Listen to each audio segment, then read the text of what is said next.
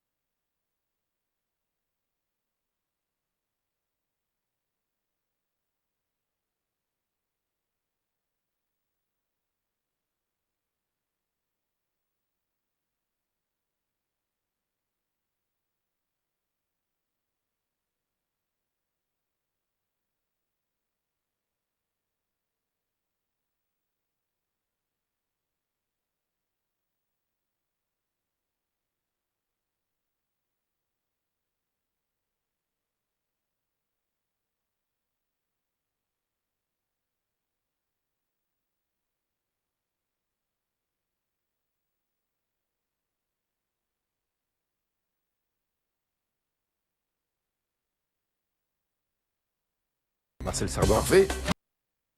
10 points. Vous savez qu'il était né en Algérie, mais qu'il avait vécu au Maroc. Grand amour d'Edith Piaf, l'hymne à l'amour, c'était pour lui. En 2016, dans quelle ville Tony Yoka est-il devenu champion olympique de boxe? En 2016, dans quelle ville Tony Yoka est devenu champion olympique de boxe? Carré. Ça s'est passé à Atlanta, Athènes, Londres ou Rio? Londres. 2016, Rio. 10 points, toujours. En quel lien de parenté unit les anciens champions du monde de boxe, Vitali et Vladimir Klitschko? Ils sont frères. Duo, carré ou cash? Cash, ils sont frères, excusez-moi. Oui. 15 points. Quelle fleur, puisque vous avez choisi une fleur pour vous accompagner, quelle fleur portée par le boxeur Georges Carpentier à la boutonnière lui a valu son surnom outre-Atlantique? Autrement dit, quel était son surnom ou quelle était la fleur? Carré, s'il vous plaît. Il portait à la boutonnière du lys, de l'orchidée, de une rose ou un coquelicot? Lys, orchidée, rose, coquelicot. On va voir si ça me porte chance. Rose. Alors, Arnaud est là, il va falloir arrêter un moment. Vous allez vous choper un hashtag, vous, si vous continuez comme ça. Hein. Non, c'est l'orchidée. Orchidman, l'homme à l'orchidée était son surnom. Toujours 15 points. Et dernière question. En 94, à quel âge George Foreman est-il devenu champion du monde des poids lourds? Quel âge avait George Foreman en 94? Carré. 43, 45, 47 ou 49 ans? Bah ouais. 43, 45, 47, 49 ans, il devient champion du monde des poids lourds. À 47 ans? À 45 ans.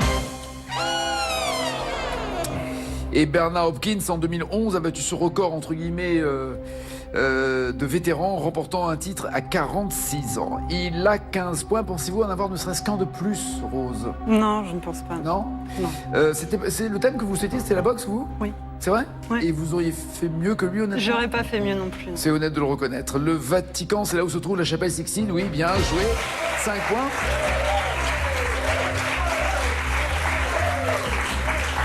à Bémous Papam lorsqu'ils ont trouvé leur pape. Oui, la fumée est blanche, bien joué.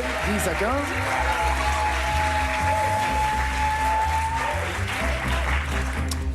Détail de la création d'Adam avec ce doigt tendu qui s'observe dans plusieurs œuvres du maître de la Renaissance, qu'il s'agisse de peinture ou de sculpture, mais au plafond de la chapelle Sixtine, ce sont bien des index. Oui, en effet, que Dieu et Adam se tendent. 15 points. Ça veut dire que la moindre bonne réponse qui suit serait synonyme pour vous de victoire. Vous m'avez dit que la salle d'honneur de la chapelle Sixtine était la salle pontificale, Sala Regina Royale plutôt. Toujours 15 partout, mais il reste encore 2 questions à vérifier. Vous m'avez dit que c'était au XVIe siècle que la construction de la chapelle Sixtine avait été achevée, consacrée par le pape. C'était le 15 août 1483, donc 15e siècle. 15 partout. Et dernière question, qui rapporte un point suffisant pour devenir championne. Vous m'avez dit que la chapelle Sixtine a adopté les dimensions de l'église de la Nativité, je vais y arriver. Elle a les mêmes mesures que le temple du roi Salomon. Un peu plus de 40 mètres de longueur, 13 de large et 20 mètres de hauteur. À égalité, le champion reste champion.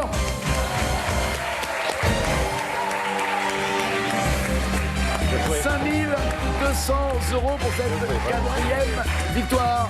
Bon retour en tout cas. Merci. Mademoiselle. À demain. À demain. À demain. Passez une très bonne journée. À demain. Ciao, ciao, ciao.